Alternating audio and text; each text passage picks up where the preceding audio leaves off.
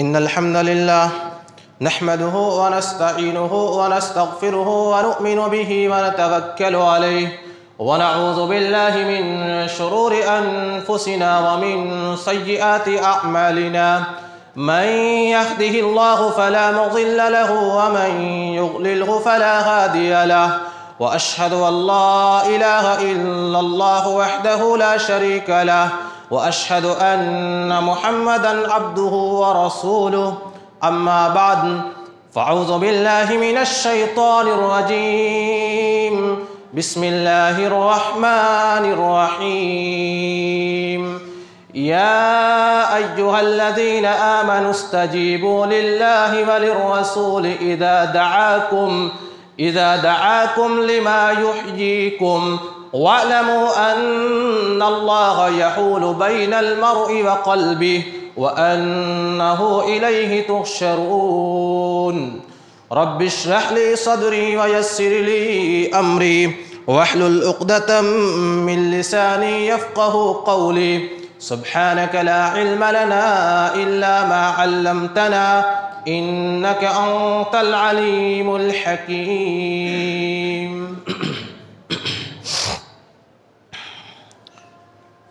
حاضرین جمعہ اور میرے دینی و ملی بھائیوں، خطبہ مسنونہ کے بعد قرآن کریم کی سورہ انفال کی آیت نمبر 24 آپ کے سامنے تلاوت کی گئی ہے۔ قرآن مقدس کی اس آیت کریمہ کے اندر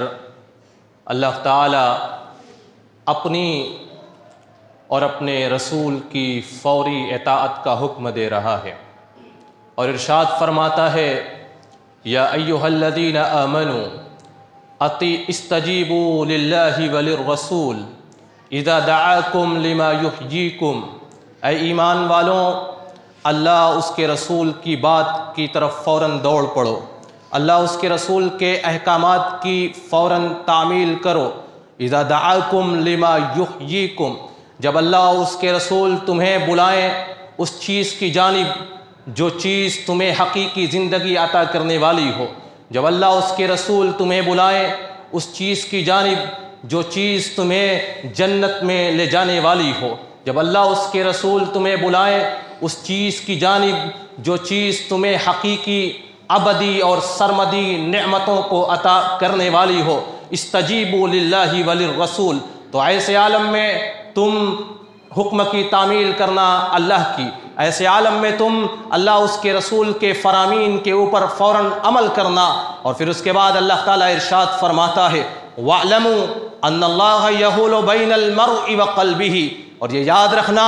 کہ اللہ تعالیٰ انسان اور اس کے دلوں کے درمیان حائل ہوتا ہے، اللہ تعالیٰ انسان کے دلوں کے اوپر وہ اپنا روب اور اپنا قبضہ جما کے رکھتا ہے، وہ کبھی مومن کو نافرمانی کرنے نہیں دیتا اور کبھی کافر کو وہ حق کی طرف آنے نہیں دیتا، کافر کے دلوں پر وہ مہر لگا کے رکھ دیتا ہے اور مومن کے دلوں کو حق کی طرف مائل کر کے رکھ دیتا ہے۔ اور پھر فرماتا ہے اللہ تعالیٰ وَأَنَّهُ إِلَيْهِ تُحْشَرُونَ، اور یاد رکھنا کہ تمہیں اسی کی طرف اکٹھا کیا جائے گا، میدان قیامت میں تم سب کو اسی کی جانب اکٹھا ہو کر کے جانا ہے۔ قرآن مقدس کی اس آیت کریمہ کے اندر اللہ تعالیٰ نے امت کے افراد کو اور لوگوں کو یہ حکم دیا ہے کہ لوگوں جب اللہ کا فرمان آ جائے، جب اس کے رسول کا فرمان آ جائے تو دنیا کی ساری مصروفیات کو چھوڑ کر کے، یہاں تک کہ شریعت کی بعض مصروفیات کو چھوڑ کر کے فوراً تم اللہ اس کے رسول کے فرمان کی جانب اور اللہ اس کے رسول کے فرمان کی تعمیل کی جانب دوڑ پڑنا۔ وَاعْلَمُوا، یاد رکھنا کہ اللہ تعالیٰ تمہارے دلوں کو موڑنے والا ہے، وہ مومن کے دل کو ہمیشہ حق کی طرف مائل کر کے رکھتا ہے اور کافر کے دل کو حق کی طرف آنے نہیں دیتا۔ قرآن مقدس کی اس آیت کریمہ کی تفسیر کے لیے صحیح البخاری جلد 2 کتاب التفسیر کی ایک روایت اور حدیث کے راوی ہیں حضرت ابو سعید بن معلّہ رضی اللہ تعالی عنہ۔ حضرت ابو سعید بن معلّہ فرماتے ہیں کہ ایک مرتبہ میں مسجد نبوی میں نماز پڑھ رہا تھا اور جہاں تک امید ہے کہ یہ نماز نفل نماز رہی ہوگی۔ حضرت ابو سعید بن معلّہ کہتے ہیں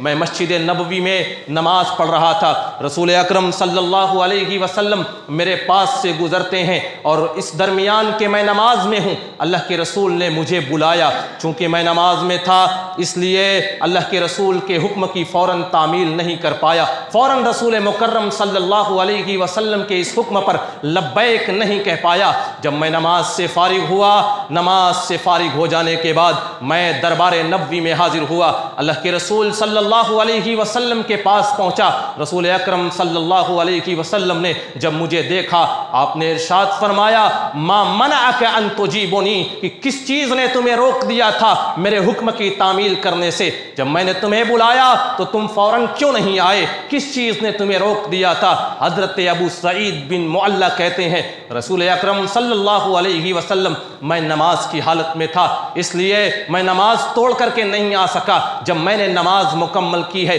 آپ کے دربار میں حاضر ہوا۔ اللہ کے رسول صلی اللہ علیہ وسلم نے ارشاد فرمایا کیا تم نے قرآن کریم کی یہ آیت کریمہ نہیں پڑھی یا ایھا الذین آمنوا استجیبوا للہ وللرسول اذا دعاکم لما یحییکم، اے ایمان والوں جب اللہ تمہیں بلائیں، جب رسول تمہیں بلائیں کسی کام کے لیے، شریعت کے کسی امر کے لیے تمہیں بلائیں، شریعت کے کسی حکم کی بجا آوری کے لیے تمہیں اللہ اس کے رسول بلائیں، استجیبوا تو فوراً ان کے حکم کے اوپر عمل کرنا۔ حضرت ابو سعید بن معلّہ کی یہ روایت بتاتی ہے رسول اکرم صلی اللہ علیہ وسلم کے فرمان کے اوپر فوراً عمل کیا جائے گا۔ دنیا کی ساری مصروفیات کو چھوڑ کر کے جب اللہ کا حکم آ جائے، جب رسول کا حکم آ جائے، دنیا کی ساری مصروفیات کو چھوڑ کر کے، نفل نمازوں کو چھوڑ کر کے، شریعت کے بعض امور کو چھوڑ کر کے فوراً رسول اکرم صلی اللہ علیہ وسلم کے فرمان کی طرف دوڑ پڑنا ہے۔ یہی قرآن کریم کا حکم ہے اور قرآن کریم کی آیت کریمہ کا یہی مطلب بھی ہے، اور یہی مطلب سنن ترمذی کی ایک روایت سے بھی واضح ہوتا ہے۔ امام ترمذی نے سنن ترمذی کتاب و فضائل القرآن کے اندر حضرت ابی بن کعب کا ایک واقعہ، اسی جیسا ایک واقعہ درج کیا ہے۔ حدیث کے راوی ہیں حضرت ابو ہریرہ رضی اللہ تعالی عنہ۔ حضرت ابو ہریرہ فرماتے ہیں ایک مرتبہ رسول اکرم صلی اللہ علیہ وسلم اپنے کمرے سے، اپنے حجرے سے نکلتے ہیں، مسجد نبوی میں آتے ہیں۔ حضرت ابی بن کعب نماز پڑھ رہے تھے، رسول اکرم صلی اللہ علیہ وسلم نے حضرت ابی بن کعب کو بلایا، یا ابیو، اے ابی بن کعب میری طرف آؤ۔ حضرت ابی بن کعب اس وقت نماز میں مشغول تھے، انہوں نے رسول مکرم صلی اللہ علیہ وسلم کا یہ حکم سنا اور بلکہ رسول اکرم کی جانب متوجہ بھی ہوئے، لیکن چونکہ نماز کی حالت میں تھے اس لیے کہتے ہیں فخفف الصلاۃ، انہوں نے نماز کو مختصر کر دیا، انہوں نے نماز کو ہلکی کر دیا، اور نماز سے فارغ ہو جانے کے بعد حضرت ابی بن کعب دربار نبوی میں گئے اور السلام علیک یا رسول اللہ، اللہ کے رسول آپ پر سلامتی ہو، آپ کا یہ بندہ آپ کے بلانے پر حاضر ہے۔ رسول مکرم صلی اللہ علیہ وسلم نے حضرت ابی بن کعب سے بھی وہی بات کہی اور کہا کہ ما منعک ان تجیبنی، میں نے تمہیں بلایا تھا، جب میں نے تمہیں بلایا اس وقت فوراً میرے پاس کیوں نہیں آئے؟ حضرت ابی بن کعب کہتے ہیں اے اللہ کے رسول صلی اللہ علیہ وسلم میں نماز میں مشغول تھا اور جیسے ہی میں نے آپ کی آواز سنی فوراً میں نے نماز کو مختصر کر دیا، میں نے نماز کو ہلکی کر دیا، اور جیسے ہی نماز مکمل کی ہے آپ کے دربار میں حاضر ہوا ہوں، آپ کے حکم کی تعمیل کرنے کے لیے آپ کے دربار میں آ چکا ہوں۔ رسول مکرم صلی اللہ علیہ وسلم نے ان سے بھی کہا اے ابی بن کعب کیا تم نے قرآن کریم کی یہ آیت کریمہ نہیں پڑھی یا ایھا الذین آمنوا استجیبوا للہ وللرسول اذا دعاکم، اے ایمان والوں جب اللہ تمہیں بلا لے، جب رسول تمہیں کسی حکم کے لیے، کسی چیز کے لیے تمہیں بلائیں تو فوراً ان کے حکم کی تعمیل کرنا۔ قرآن کریم کی یہ آیت کریمہ اور اس آیت کریمہ کی تفسیر ان دونوں حدیثوں سے، حضرت ابو سعید بن معلّہ کی یہ حدیث اور حضرت ابی بن کعب کا یہ واقعہ، اس سے یہ اندازہ لگتا ہے کہ اگر بندہ نفل نماز میں مشغول ہو اور اللہ اس کے رسول کا حکم آ جائے اور کوئی ضروری شریعت کا کوئی کام پڑ جائے تو فوراً نماز کو توڑ کر کے رسول مکرم صلی اللہ علیہ وسلم کے حکم کی طرف دوڑ پڑا جائے گا۔ اور یہی بات امام مسلم نے صحیح مسلم کے اندر ایک روایت کے اندر جریج کے قصے میں درج کی ہے، اور امام نووی نے جو باب اس کے اوپر باندھا ہے اس باب سے جو مطلب نکلتا ہے تقدیم و بر الوالدین علی النوافل علی التطوع من الصلاۃ، کہ والدین کا اگر حکم آ جائے، اگر والدین کا ماں باپ کا حکم ہو اور بندہ نمازوں میں مشغول ہو اور ضروری حکم ہو ماں باپ کا، تو نفل نماز کو توڑ دیا جائے گا، والدین کے فرمان کی طرف دوڑ کر کے جایا جائے گا۔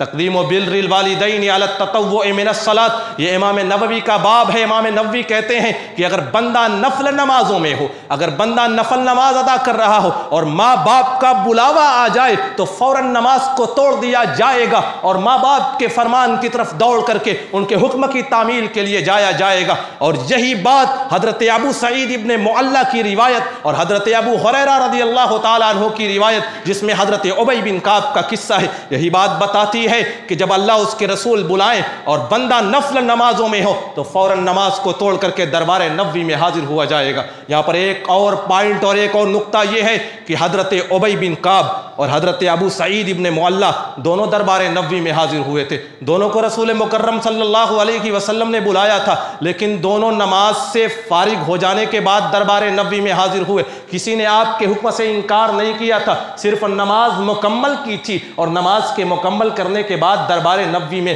رسول مکرم صلی اللہ علیہ وسلم کے پاس گئے تھے، تب بھی رسول مکرم نے ان کو پھٹکار لگائی اور کہا ما منعک ان تجیبنی، کس چیز نے تمہیں روک دیا تھا کہ تم میرے حکم کی تعمیل کرو، میرے بلانے پر آؤ۔ اس سے اندازہ لگتا ہے کہ اللہ اس کے رسول کا فرمان کتنا اہم ہے۔ استجیبوا للہ وللرسول اذا دعاکم لما یحییکم، اے ایمان والوں دوڑ پڑنا اللہ اس کے رسول کے حکم کی تعمیل کی جانب۔ قرآن کریم کی یہ آیت کریمہ بتاتی ہے کہ جب اللہ کا حکم آ جائے، اس کے رسول کا حکم آ جائے، تو دنیا کی ساری چیزوں کو طاق پر رکھ دیا جائے گا، شریعت کے نوافل کو پیچھے رکھ دیا جائے گا، فوراً حکم رسول کی طرف اور اللہ اس کے رسول کے حکم کی تعمیل کے لیے دوڑ جایا جائے گا۔ غزوہ خندق کے موقع پر رسول مکرم صلی اللہ علیہ وسلم جبکہ مدینے کے اندر محصور تھے، مدینے کے شمال کی جانب خندق کھود کر کے اپنے دفاع کے لیے صحابہ کرام نے خندق کھودی تھی، اور قریش کا پورا لشکر اس خندق کے پیچھے کی جانب پورے مدینے کا محاصرہ کیے ہوئے تھا۔ ایسے میں اللہ تعالیٰ نے جب مسلمانوں کی نصرت کی اور ٹھنڈی کے اس عالم میں، کڑکڑاتی ٹھنڈی کے اندر اللہ تعالیٰ نے تیز و تند ہواؤں کو بھیجا تھا تاکہ دشمن کی ہمتیں، ان کی حوصلے ٹوٹ جائیں، تاکہ دشمن کی ہاڑیاں الٹ جائیں، تاکہ دشمن کے خیمے اکھڑ جائیں۔ اللہ تعالیٰ نے اس رات، خندق کی اس رات میں تیز و تند ہواؤں کو بھیجا تھا تاکہ دشمن کے کافروں کے حوصلے ٹوٹ جائیں۔ ایسے عالم میں جب کہ دشمن کے حوصلے ٹوٹ رہے تھے اور قریب یہ تھا کہ دشمن اپنے خیموں کو لے کر کے، اپنے جانوروں کو لے کر کے، اپنے لشکروں کو لے کر کے یہاں سے مدینے سے روانہ ہو جائے، ایسے عالم میں رسول مکرم صلی اللہ علیہ وسلم کی ایک حدیث جس کو امام مسلم نے صحیح مسلم جلد دوم کے اندر نقل کیا ہے، اور اس حدیث کے راوی حضرت ابراہیم التیمی اپنے والد سے روایت کرتے ہیں، وہ دربار حضرت حذیفہ ابن یمان کے سامنے حاضر تھے۔ حضرت حذیفہ ابن الیمان کے سامنے ایک تابعی آتے ہیں اور آ کر کے کہتے ہیں اگر ہم نے نبی مکرم صلی اللہ علیہ وسلم کا زمانہ پایا ہوتا تو اپنی شجاعت کا مظاہرہ کرتے، اپنی بہادری کا مظاہرہ کرتے، اپنی جان کو نبی مکرم صلی اللہ علیہ وسلم کے لیے اور دین اسلام کے لیے لٹا دیتے اور شجاعت و بہادری کا مظاہرہ کرتے۔ ایسے عالم میں حضرت حذیفہ ابن الیمان نے ایک حدیث سنائی، کہا کہ تم لوگ بہادری کے مظاہرے کی بات کرتے ہو، خندق کی اس رات جبکہ کڑکڑاتی ہوئی ٹھنڈی تھی، جبکہ تیز ہوائیں چل رہی تھیں، رسول مکرم صلی اللہ علیہ وسلم نے ٹھنڈک کی اس رات میں، خیبر خندق کی اس رات میں جبکہ نہایت سخت ٹھنڈی تھی، اپنے صحابہ سے کہا تھا من یأتینی بخبر القوم، کون ہے جو یہاں سے جائے گا اور دشمن کے درمیان جا کر کے جاسوسی کرے گا، دشمن کی خبر کو لے کر کے ہمارے پاس آئے گا۔ رسول مکرم صلی اللہ علیہ وسلم نے جب یہ جملہ کہا، صحابہ کرام کے پورے مجمع پر خاموشی طاری ہو گئی، کوئی صحابی کھڑا نہیں ہو رہا تھا، اس لیے کہ سخت ٹھنڈی تھی، کڑکڑاتی ہوئی ٹھنڈی تھی، تیز ہوائیں چل رہی تھیں، ایک اہم مشن، ایک اہم کام تھا، دشمن کے درمیان گھس کر کے حالات کا پتہ لگانا تھا، دشمن کے درمیان گھس کر کے جاسوسی کرنی تھی۔ حضرت حذیفہ ابن الیمان کہتے ہیں رسول مکرم صلی اللہ علیہ وسلم نے دوبارہ کہا من یأتینی بخبر القوم جعلہ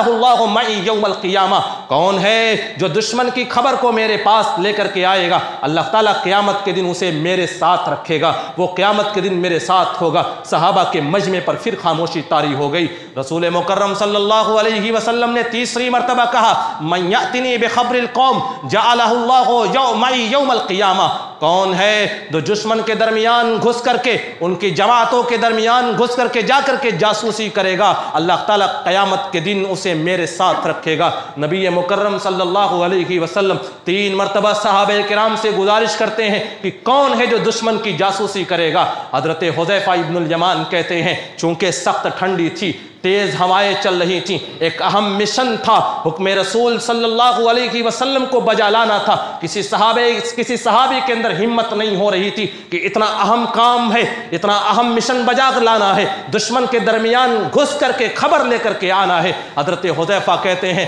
رسول مکرم صلی اللہ علیہ وسلم نے کہا قم یا حذیفہ، اے حذیفہ ابن الیمان تم کھڑے ہو جاؤ،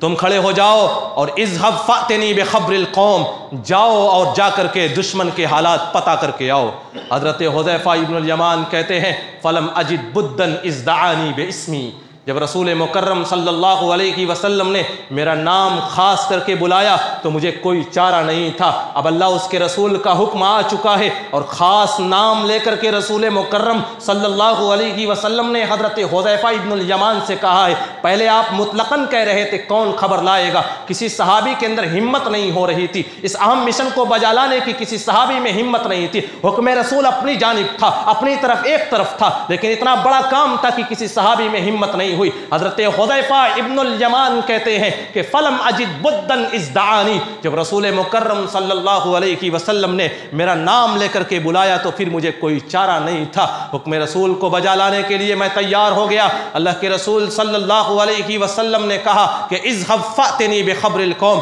ولا تزعرهم علی، جاؤ جا کر کے دشمن کے حالات پتا کر کے آؤ، لیکن یاد رکھنا دشمن کو میرے خلاف بھڑکانا نہیں، انہیں خوف زدہ نہیں کرنا، کیونکہ دشمن کے جو حالات ہیں وہ یہ ہے کہ اب وہ روانگی کی حالت میں ہے، اب وہ مدینے کے اس محاصرے کو چھوڑ کر جانے کے ارادے میں ہے، اب وہ اس عذاب کو برداشت نہیں کر سکتے، اب وہ اس ٹھنڈی کو اور ان سخت ہواؤں کو برداشت نہیں کر سکتے، اب وہ اس حالت میں ہے کہ وہ مدینے کا یہ محاصرہ چھوڑ کر کے روانہ ہو جائیں گے، فلا تزعرهم علی، لہذا تم دشمن کو میرے خلاف بھڑکانا نہیں، انہیں خوف زدہ نہیں کرنا۔ حضرت حذیفہ ابن الیمان کہتے ہیں رسول مکرم صلی اللہ علیہ وسلم کے اس مشن کے اوپر میں روانہ ہوا، اور جیسے ہی میں نکلتا ہوں اپنے خیمے سے، جیسے ہی میں نکلتا ہوں کأنما امشی فی حمام،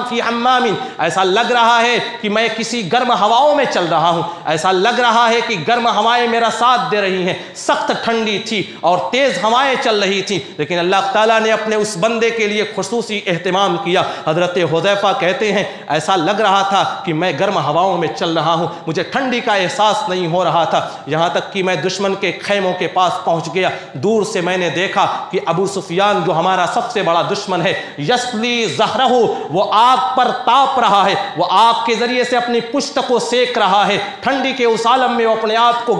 وہ گرمی حاصل کر رہا تھا۔ حضرت حذیفہ ابن الیمان کہتے ہیں میں نے اپنا تیر کمان کے اوپر رکھا اور ارادہ یہ تھا کہ اپنا تیر چلا کر کے ابو سفیان کو قتل کر دوں گا، ابو سفیان کو مار ڈالوں گا، لیکن رسول مکرم صلی اللہ علیہ وسلم کا فرمان مجھے یاد آ جاتا ہے فلا تدعرهم علی، ان کو خوف زدہ نہیں کرنا، ان کو میرے خلاف بھڑکانا نہیں۔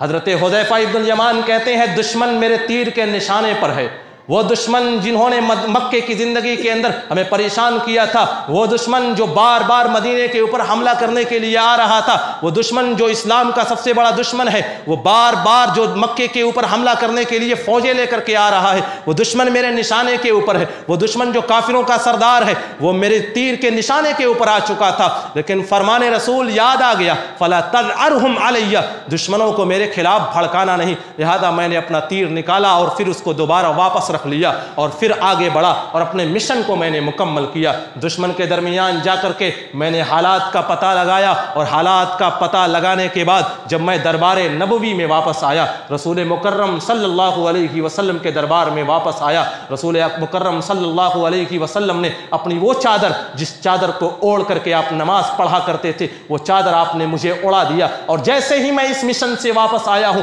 دوبارہ مجھے ٹھنڈک کا احساس ہونے لگا اور میں رسول مکرم کی چادر کو اوڑھ کر کے سو گیا۔ حضرت حذیفہ ابن الیمان کا یہ واقعہ دو مقام پر غور کرنے کی بات ہے۔ رسول مکرم صلی اللہ علیہ وسلم نے جب نام لے کر کے حذیفہ ابن الیمان کو بلایا، فوراً حضرت حذیفہ ابن الیمان اس اہم مشن کے لیے کھڑے ہو جاتے ہیں اور دشمن کے درمیان جا کر کے حالات کا پتہ لگا کر کے آتے ہیں۔ حضرت حذیفہ ابن الیمان فوراً حکم رسول کی تعمیل کرتے ہیں۔ دوسری جگہ جب حضرت حذیفہ ابن الیمان نے تیر نکالا تھا اور کمان پر رکھ کر کے ابو سفیان کو اپنے نشانے پر لے لیا تھا، ایسے عالم میں انہیں حکم رسول یاد آ جاتا ہے، اے حذیفہ ابن یمان فلا تدعرہم علیہ، دشمن کو میرے خلاف بھڑکانا نہیں، دشمن کو خوف زدہ نہیں کرنا، کیونکہ وہ روانگی کے عالم میں ہے، وہ اب مدینے کے اس محاصرے کو چھوڑنے والے ہیں، لہذا اب انہیں بھڑکانے کی ضرورت نہیں ہے۔ میں نے اپنا نشانہ واپس لے لیا، اپنا تیر اپنے ترکش میں واپس رکھ دیا۔ اس طریقے سے صحابہ کرام رضوان اللہ علیہم اجمعین احکام رسول کے اوپر رسول مکرم صلی اللہ علیہ وسلم کے احکامات کی بجا آوری کرتے تھے۔ اور جب کوئی بندہ، اس حدیث سے یہ بھی معلوم ہوتا ہے کہ جب کوئی بندہ حکم رسول کے اوپر عمل کرتا ہے تو اللہ تعالیٰ کی مددیں بھی اس کے ساتھ ہوتی ہیں، اللہ تعالیٰ کی رحمتیں بھی اس کے ساتھ ہوتی ہیں۔ حضرت حذیفہ ابن الیمان کہتے ہیں سخت ٹھنڈی تھی، کڑکڑاتی ٹھنڈی تھی، تیز ہوائیں تھیں، لیکن جب میں اس مشن پر روانہ ہوا اور جب تک میں حکم رسول کے مطابق اس مشن کے اوپر تھا، ایسا لگ رہا تھا کأنما امشی فی حمام، ایسا لگ رہا تھا کہ میں گرم ہواؤں میں چل رہا ہوں۔ اللہ تعالیٰ کی نصرت، اس کی مدد میرے ساتھ تھی۔ اور یہی بات اللہ تعالیٰ قرآن مجید کے اندر ارشاد فرماتا ہے کہ وَأَطِيعُوا الرَّسُولَ لَعَلَّكُمْ تُرْحَمُونَ، اے ایمان والوں اقیموا الصَّلَاةَ وَآتُوا الزَّكَاةَ وَأَطِيعُوا الرَّسُولَ لَعَلَّكُمْ تُرْحَمُونَ، اے ایمان والوں نماز قائم کرنا، زکوٰۃ کو ادا کرتے رہنا، وَأَطِيعُوا الرَّسُولَ، اور جو رسول تمہارے درمیان بھیجا گیا ہے، جس رسول کو تمہارے درمیان شریعت محمدیہ دے کر کے بھیجا گیا ہے، اس رسول کی اطاعت، اس کی فرمانبرداری کرتے رہنا، لعلکم ترحمون، تاکہ رب کی رحمتیں، تاکہ رب کی نصرتیں تمہارے اوپر نازل ہوں۔ وقت اجازت نہیں دیتا، آخر میں اللہ تعالیٰ سے دعا ہے کہ الہ العالمین جس طریقے سے نبی اکرم کے صحابہ نے اپنے رسول کی تابعداری کی، رسول مکرم صلی اللہ علیہ وسلم کے حکم کی تعمیل کی، آپ کے اشارے پر ایک مرتبہ میں دوڑ پڑتے تھے، اللہ تعالیٰ ہمیں بھی ویسی ہی اطاعت، ویسی ہی فرمانبرداری، ویسی ہی مطابعت، ویسی ہی تابعداری کرنے کی توفیق عنایت فرما۔ رب العالمین جب تک تو ہمیں زندہ رکھ، اسوہ رسول کے مطابق زندگی گزارنے کی توفیق دے، جب ہمارا خاتمہ ہو تو خاتمہ بالخیر ہو، آمین۔ وآخر دعوانا ان الحمد للہ رب العالمین۔